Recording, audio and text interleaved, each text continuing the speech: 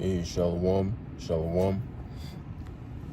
I'd like to begin this lesson off, as always, by giving all praise, honor, and glory to our power, Yahweh Bahashem, Yahweh Shai Bahashem, Rachak Wadash. Double honors to the apostles and the elders of Great Millstone, who have taught us all this truth in the spirit and the power of Yahweh Bahashem, Yahweh Shai. All right, I'm Shaquat from the Great Millstone Dallas branch, back with another lesson. Lord willing to be edifying to the hopeful elect. Yahweh Bahashem, Yahweh Shai, Barakathum. To you sincere Akim, or Akwathim, and a sincere Shalom to you brothers that are pushing this truth on the highways and the byways and through the YouTube. Blessings, man. Shalom to you all. Lord willing, this lesson be edifying and exhorting to the elect. So, do you believe in reincarnation? And we're going to be playing a video clip from Instagram that a brother re-uploaded a while back.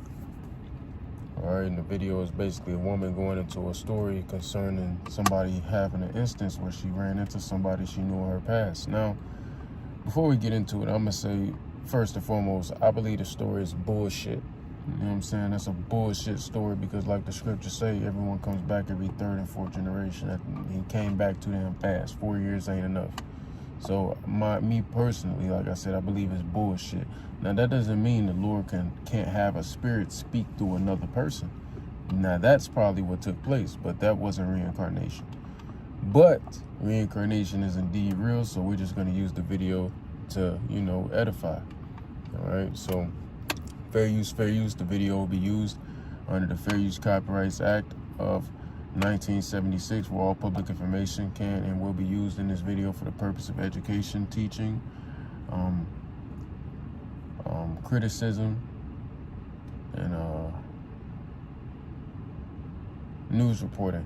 This video will not be monetized. This is a non-profit video. We're fucked. As you can see, my brain just drawing blanks. I'm getting complete brain fog. Yeah, so anyway, let's get to it. How about that? All right. I'm gonna mute my mic and we're gonna play it.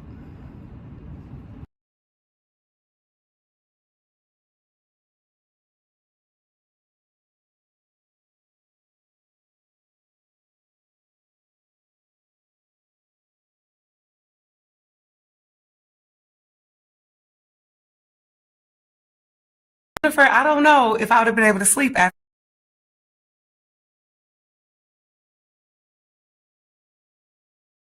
this happened to me. This story comes to me from an ER nurse, and child, she said this happened a few years ago when she was on vacation visiting one of her college friends. Nothing unusual. They were just out at a restaurant for dinner, and while they were sitting there, she notices that this little 3-year-old boy is just looking at her intensely, and he's smiling and waving. Of course not way, just smiling and waving like kids do. So naturally, she smiles back at him, and as soon as she does, the little boy jumps right out his seat and runs over to her. His parents couldn't even stop him. He went over and gave her the biggest hug.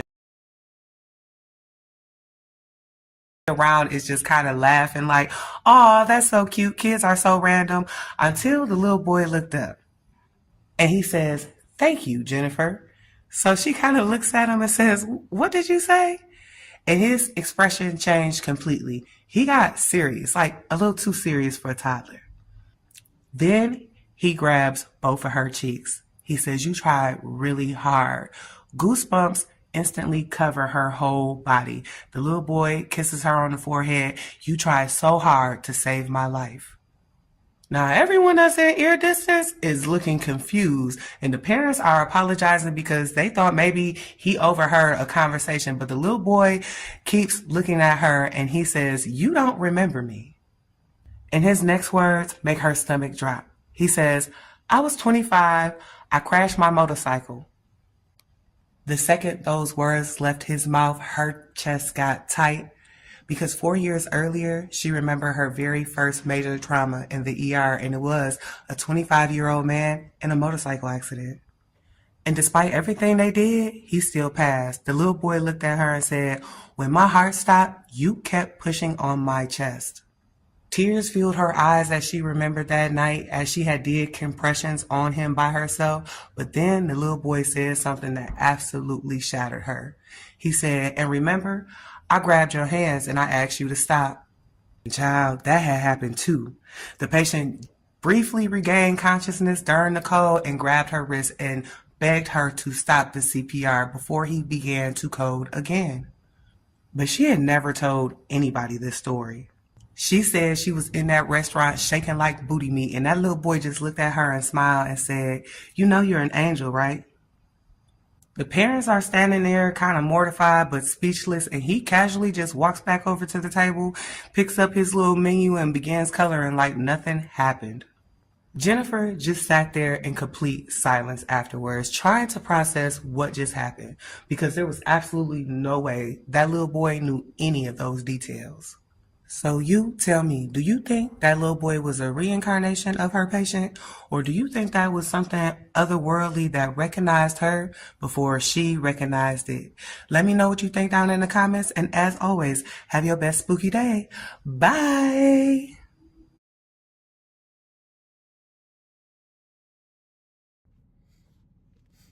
All right, so as I was saying, that one or two things can be true at the same time.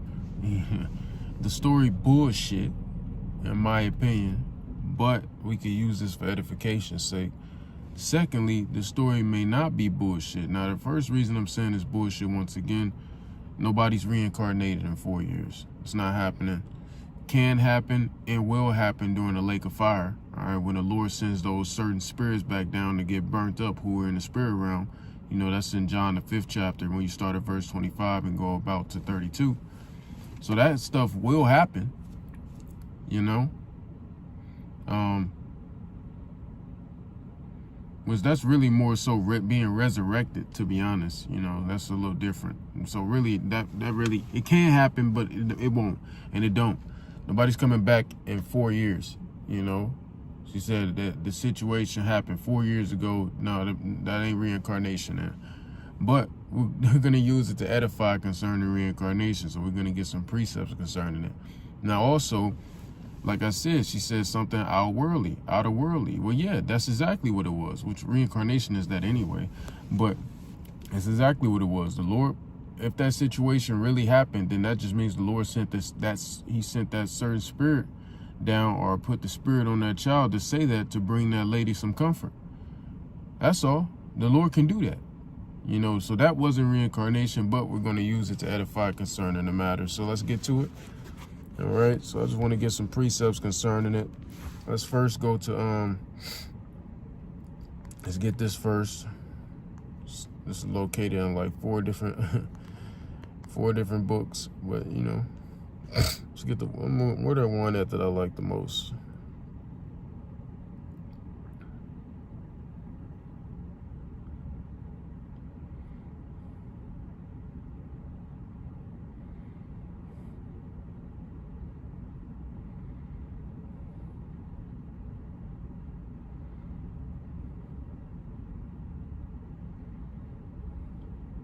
All of them pretty much the same, just worded a slightly different.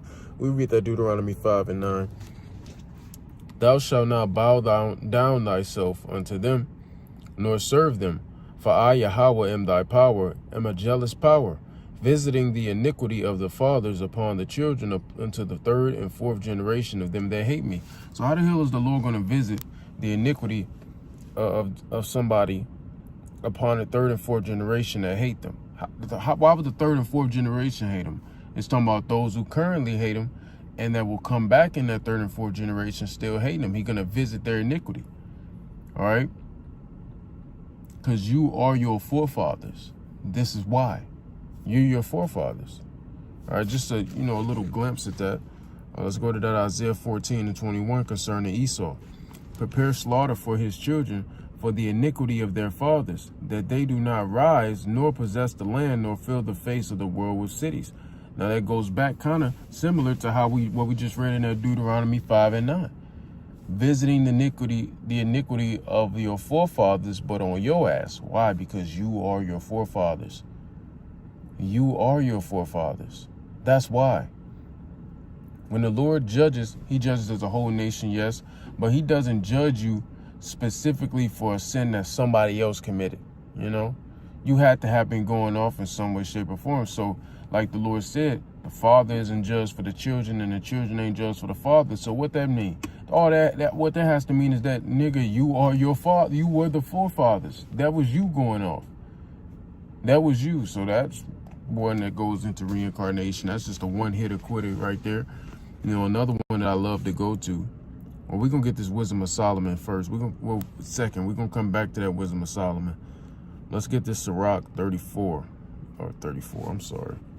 Second Esdras 14.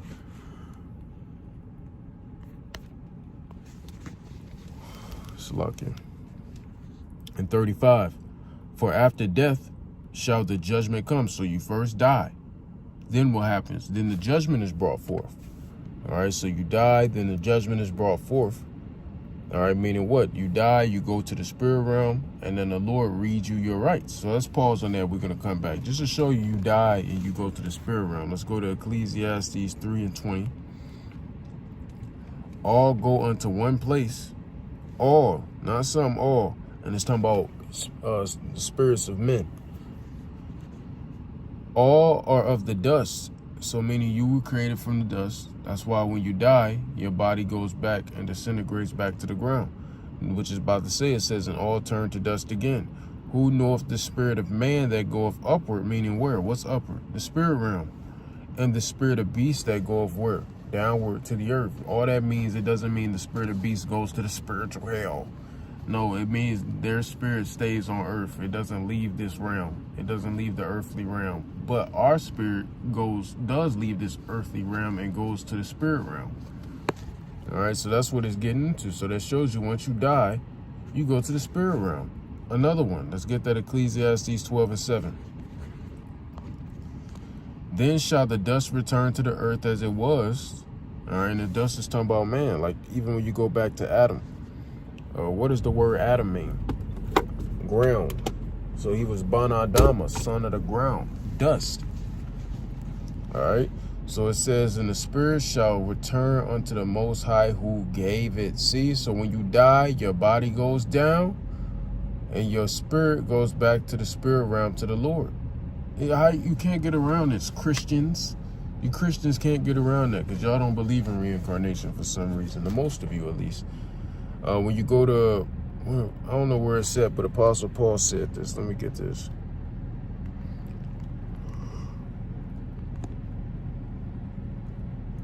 Whew, it's a lot, yeah.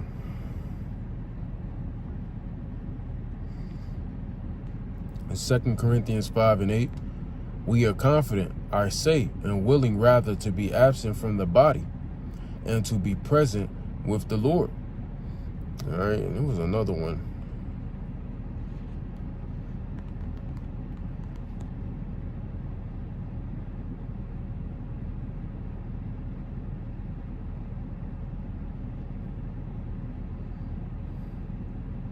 Yeah, let's start at that. Let's go to that 6th verse, Salakia. The 6th verse first. Therefore, we are always confident, knowing that whilst we are at home in the body, meaning we're at home in the body here on earth, in the actual body, we are we are absent from the Lord. Why? Because we're not in our celestial body like it goes into the two bodies in 1 Corinthians 15. So when we're down here on earth, we're absent from the Lord because we're not in the spirit realm. But when you go to that verse 8, when we're absent from this body, this fleshly body, we go to our celestial body and we're present with the Lord. You understand? So when you die, you go to the spirit realm. There is no hell or none of that shit, or you burn for eternity. When you die, you go to the spirit realm, you get read your rights, and you come back in the 3rd and 4th generation. That's how that shit works. Right? That's how reincarnation works. All right, it's not what these goofies state it is. All right, they're off. You understand?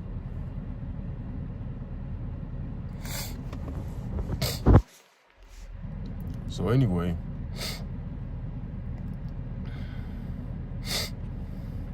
going back over here to 2 Esdras 14:35. For after death shall the judgment come. So you die, you go to the spirit realm, and then the Lord tells you your judgment that's going to play out on earth for what you've done on earth in a past life. Then what's going to happen? When we shall live again. So then you're sent back down to play that judgment out. So you die, you go to the spirit realm, you get read your rights, essentially by Yahweh or Yahweh Shai. Then you're sent down to earth to play that out. All right? And it says, and then shall the names of the righteous be manifest, and the works of the ungodly shall be declared. All right? Because if you were righteous at the beginning, you're going to be righteous always. If you were wicked at the beginning, you're going to be wicked and ungodly always. All right, you're always going to come back to that same lot to play that judgment out. There are righteous judgments and there are wicked judgments, which is why when you come back over here, it says, for we all must appear before the judgment seat of Hamashiach, that everyone may receive the things that is done, the things done in his body according to that he have done, whether it be good or bad. So like literally there are righteous judgments and there are wicked judgments. You understand? You got your righteous ones and you got your wicked ones. So whether you done good or bad, you're getting your judgment according to. All right? That goes for everybody, right? So there you go. Reincarnation is indeed a real thing. You even have this precept over here. What's that precept I'm thinking about? Matthew 1. The genealogy of Yahweh Shai the Messiah. It says, the book of the generation of Yahweh Shai Hamashiach, the son of David and the son of Abraham. So how the hell was Yahweh Shai the son of David and the son of Abraham? Now you could try to throw that whole card out like, what do you mean? What do you mean? That just means like we're sons of Abraham. We're sons of Abraham. All right? We're sons of David. You could try to pull that shit, but come on, man. Be real. So just the simple fact that it says that right there, Yahweh Shai is the son of David and the son of Abraham. Meaning what? Yahweh Shai was King Solomon, and he was also Isaac. When you go into the story in the book of Genesis concerning Abraham about to sacrifice Isaac before the Lord sent the angel to stop him, why do you think the Lord was about to have Isaac sacrifice? About to have Abraham sacrifice Isaac? Why? That was to show through the spirit that Isaac was Yahweh Shai. He would be in the future life the Messiah. That's what it would show in the spirit, if your spirit can receive it. If you have an ear, Lord willing, you hear. All right? If you have eyes to see, Lord willing, you see. But that's the fact of the matter. And then even going back to King Solomon being Yahweh Shai, what did King David say in the book of Psalms?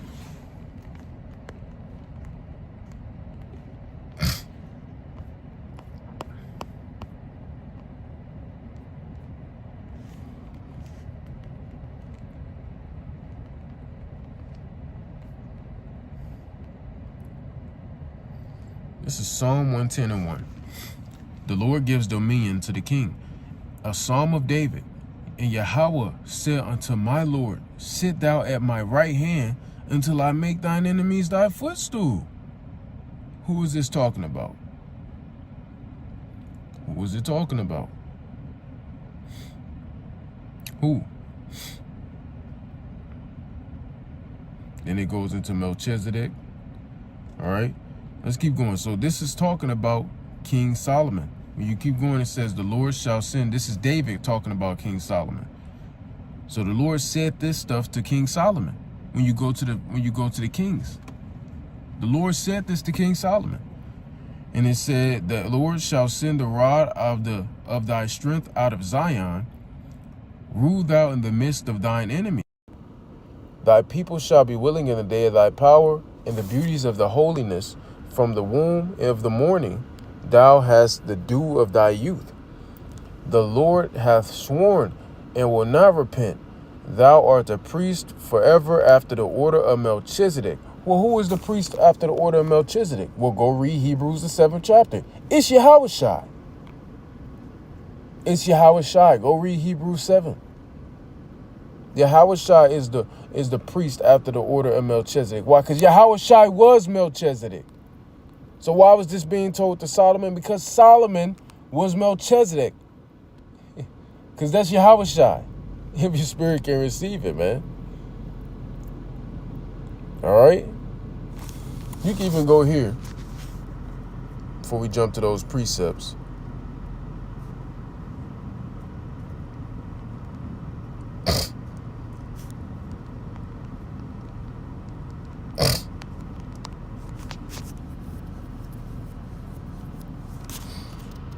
Where'd it go?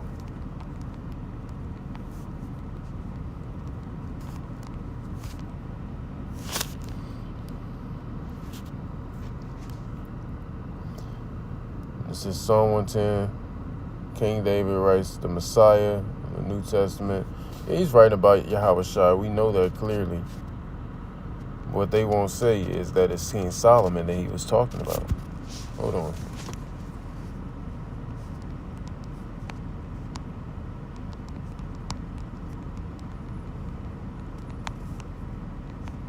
I want to see what it says.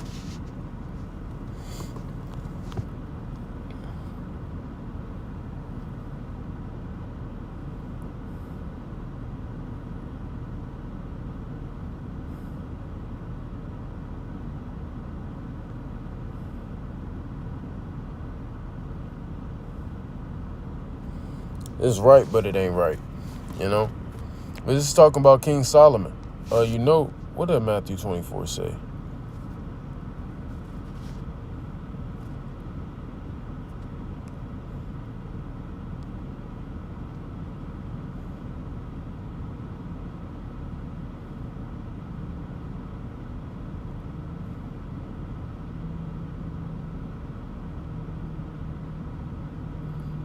This is it. This is where I want to go.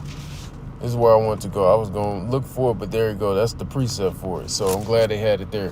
So this is Matthew 22 and 42. Just to prove that scripture there was talking about King Solomon, King David's son. Watch this. Where I want to start at. No, we ain't starting all the way up there. Hell no. We start at verse 41. While the Pharisees were gathered together, Yahushua asked them, saying, what think ye of Hamashiach? Whose son is he? They say unto him, the son of David. So he's saying Yahushua is the son of David, or the Messiah, essentially, because they wouldn't say it's Yahushua at that time. But anyway, it says, he saith unto them, how then doth David in spirit call him Lord, saying, the Lord saith unto my Lord, sit thou on my right hand till I make thine enemies thy footstool. All right. If David then call him Lord, how is he his son? How? That's what Yahushua was asking him, because he basically said this is talking about King Solomon. This is the Lord speaking to King Solomon. So how is he his son if he's calling him Lord? Because King David knew through the spirit King Solomon was Yahushua. If your spirit can receive that. And then goes down and says, and no man was able to answer him a word, neither durst any man from the day forth ask him any more questions, as they couldn't answer it. But we can answer it. It's because he was Yahushua. King Solomon was Yahushua, and David knew that through the spirit. He knew it. What they call Yahushua, King of Peace, in Isaiah the 9th chapter, that either Isaiah the 9th chapter or Isaiah the 11th chapter, he calls Yahushua the King of Peace, something like that. Why? What was King Solomon? The King of Peace. His name literally means peace. His name means peace. All right? And he ruled 40 years of peace. You understand? Now, just to go back into it, there was another thing that Solomon was told when you go to 2 Samuel 7.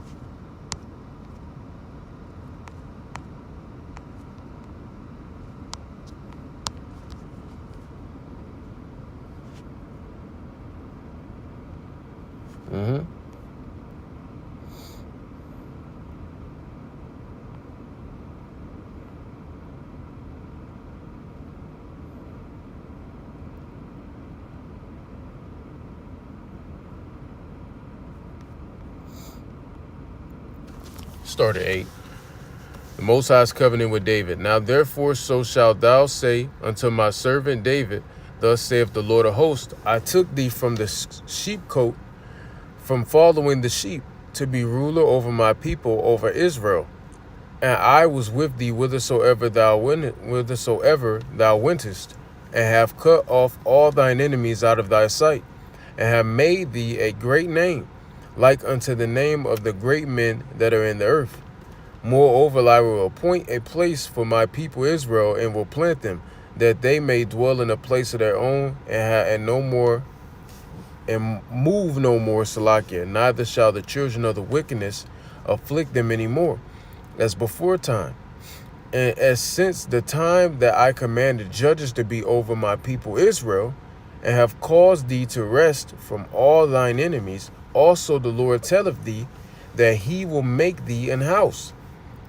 And when thy days be fulfilled, and thou shalt sleep with thy fathers, I will set up thy seed after thee. And who was the seed that got set up after King David? Solomon. He was the next king, right? So it's talking, now we know it's talking about Solomon, for surely now, right? Which shall proceed out of thy bowels, and I will establish his kingdom. And was Solomon's kingdom not established? It was established. The Lord established him, and he was able to rule 40 years of complete peace. And the number 4 represents mercy. All right, so it shows you he's merciful. And King David ruled 40 years too. But that's mercy as well, because King David's, King Yahushai's men is the house, the tabernacle of David. So there you go. Double peace. Double mercy. All right. Which what does 8 go into? I think the number 8 goes into power. Yeah, it goes into power. So there you go. Yeah, merciful power. Anyway, it says, I will be his father, and he shall be my son.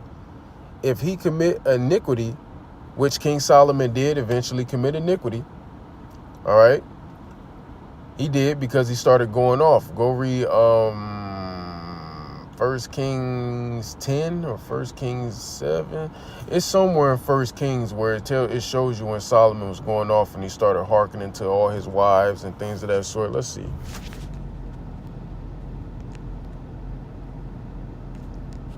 No, that ain't it. Yeah, here it is.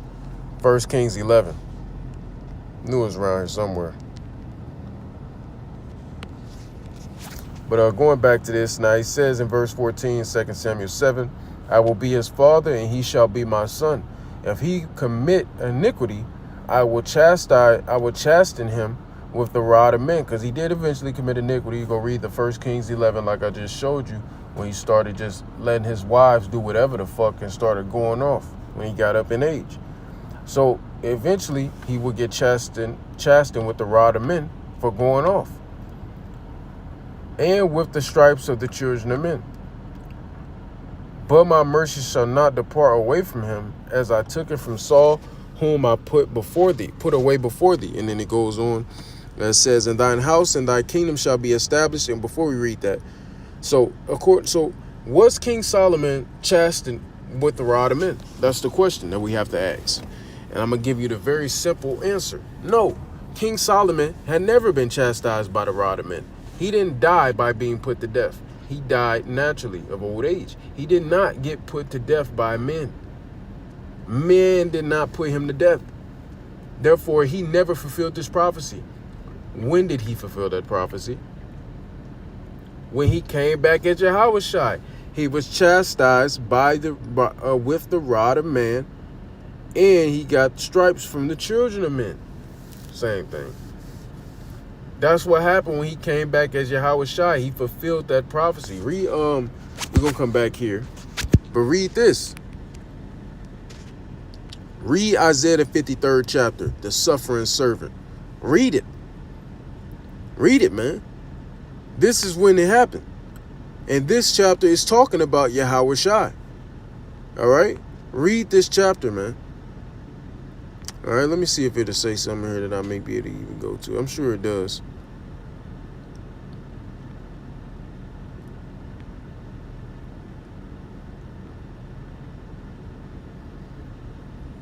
trying to find a specific verse. Hold on.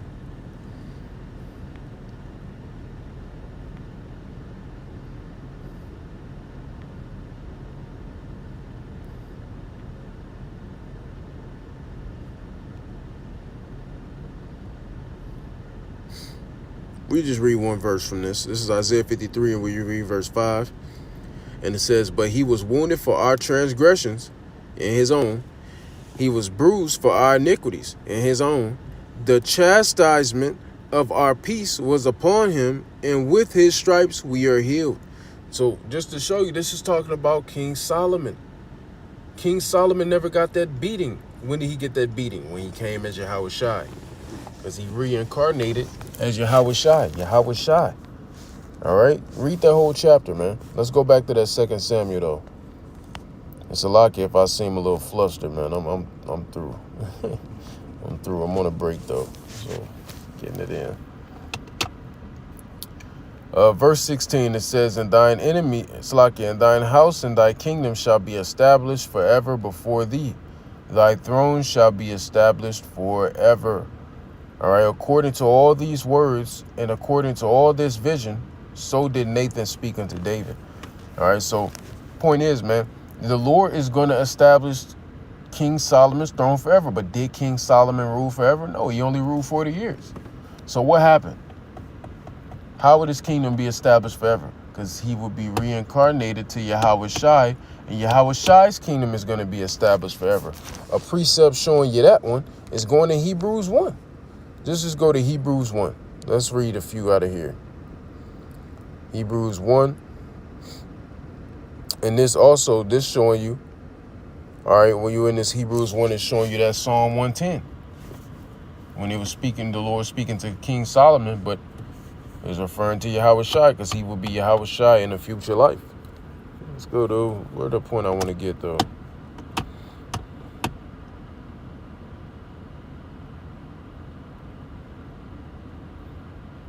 Right here.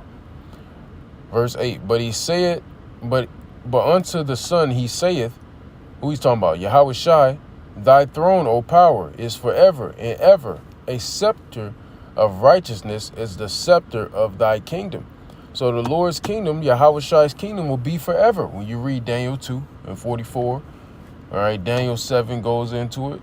The everlasting kingdom, which will be ruled by Yahweh Shai, showing you King Solomon would be Yahweh Shai in the future life, showing you Yahweh Shai was King Solomon in a past life. All right. And then let me see what else I want to get here. Yep, this is further going into it, so you can read that on your own time, because it explains it fully. All right, when you read it. So there you go. Just a few, points to show you King Solomon was Yahweh Shai, man. Or Yahweh Shai was King Solomon. I'm sorry. All right, he was also Isaac. And if your spirit can receive it, Yahweh Shai was also Adam. All right, from what we know, he was also Adam. Okay? He was also Adam, man. And we could get a precept going into him being Adam. I got this pulled up, Wisdom of Solomon 10 and 1. "She preserved the first," talking about wisdom, "preserved the first form father of the world that was created alone. And she brought him out of his fall and gave him power to rule all things." All right, now that goes back to Genesis 2. All right, in 20. But that's talking about Adam. Wisdom did that for Adam. But if your spirit can receive it, this is a precept that proves Yahweh Shai's Adam. Because when you go to this Matthew 28 and go to the 18th verse, it says, "Gave power to rule over all things." Who else was given power to rule over all things? The spirit. "And Yahweh Shai came and spoke unto them, saying, All power is given unto me in heaven and in earth." Boom. There you go. And more proof Yahweh Shai and reincarnation is real. Yahweh Shai was Adam. And there's various other scriptures that prove that Yahweh Shai is Adam. You even got 1 Corinthians 15 that goes into that new Adam. All right, which I'm going to do a whole lesson going into, I don't want to route this out. I put it in my notes already. I'm going to do a lesson going into, it was Yahweh Shai Adam? Question mark. We're going to do a lesson on that. And in that lesson, we're going to go into him being Solomon again, and being Isaac again. Adawan Ratazah. That's going to be like a sit down lesson, more so when I'm in the crib, But there you go. All right. So this is just one back in that. Like I quoted the 1 Corinthians 15. We're going to do a whole lesson on that one. But just giving you some precepts showing you how it shines Adam. And then look at this one.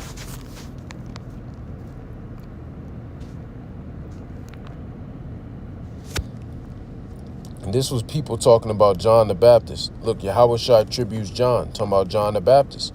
Now, when you jump to the point, let's jump to the point at verse 12. And from the days, Matthew 11 and 12, and from the days of John the Baptist until now, the kingdom of heaven suffereth violence, and the violent take it by force. Who is the kingdom of heaven? Talking about the Israelites, and the violent is talking about the Edomites. And it says, for all the prophets and the law prophesied until John. And if ye will receive it, so if you will receive this is Elias talking about Elijah, which was for to come. He that hath ears to hear, let him hear. All right.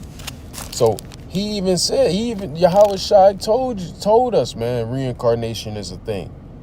He even said it. You had a time where Yahweh Shai told the Pharisees, he said, y'all boasting about being children of Abraham, blah, blah, blah. He said, I was before Abraham. He said, I was before Abraham. What the hell that mean? That mean he was before Abraham. He created all things. And he lived before Abraham lived. He was Adam. What the hell? That shows you, man. How the hell was Yahweh Shai before Abraham if reincarnation ain't a thing?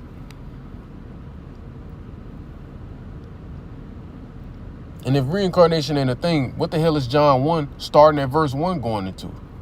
The hell is that all about? Come on, man. Y'all got to do better. But yeah, reincarnation is the thing indeed. And when I say y'all, I'm talking about these Christians who still don't believe in it. But reincarnation is indeed a thing. And this talking about from this Malachi 4, when you jump to the point at verse 5, behold, I will send you Elijah the prophet before the coming of the great and dreadful day of the Lord. And he sent Elijah back as John the Baptist. And Yahweh Shai said it in Matthew 11, like we just read, that John the Baptist was Elijah in the reincarnation. But he just came back to be the forerunner of Yahweh Shai, all right, of his first coming.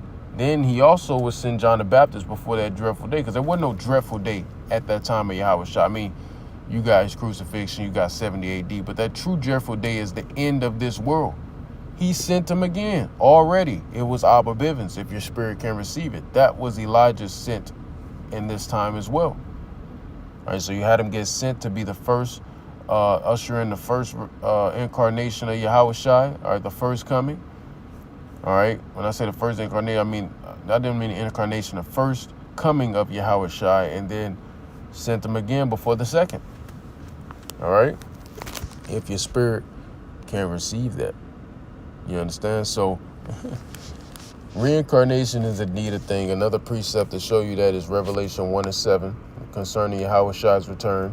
Behold, he cometh with clouds, and every eye shall see him. And they also which pierced him, and all kindreds of the earth shall wail because of him, even so, amen. So when Yahweh Shai returns in his second coming to bring that hail and that salvation, he's going to also, are the people who pierced him, who crucified him, which were the Romans, those Edomite Romans who literally did it.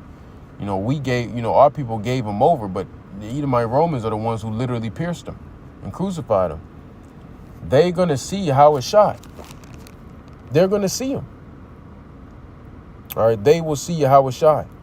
So unless, I don't know if anybody that's over 2,000 years old walking the earth today. So unless it's some 2,000-year-old plus ass niggas walking the earth today, then that shows you reincarnation is real. That shows you it right there. Cannot make this thing up, man. Reincarnation is indeed a thing. It's indeed biblical. It is indeed biblical. So do you believe in reincarnation?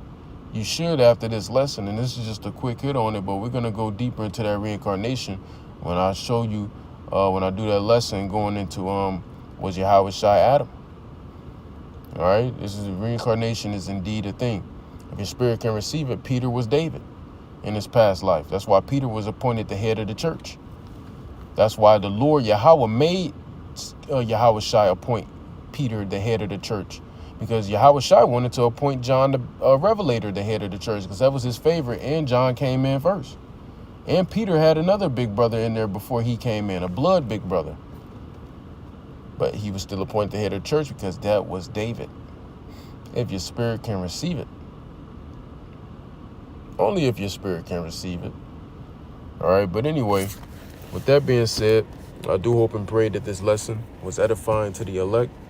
All right, I got to go and get back to the plantation, unfortunately. Not that I want to, but you know, they got this stupid ass fucking adherence. So, let me put my shit on. Just got my shoes off in the car. All right, there. Alrighty, so I'm going to go ahead and end the lesson off there. I do hope and pray that you all were edified. Alright. And I'm going to close this lesson off by giving all praise, honor, and glory to our power, Yahweh, Bahashim, Yahweh Shai, Bahashim, Rachak, Wadash, double honors to the apostles and the elders of Great Millstone, who have taught us all this truth in the spirit and the power of Yahweh, Bahashim, Yahweh Shai. Alright. And until next time, Abba Babo, Kwam Yasharala, Gadol Abadium, Lababo, Hagadol, Yahweh Mahar, Wahabathum. Alright, Lord willing, you all were edified by that. Lord willing, you learned something new about reincarnation. Alright, and until next time, keep enduring, keep the faith, be patient. Shalom.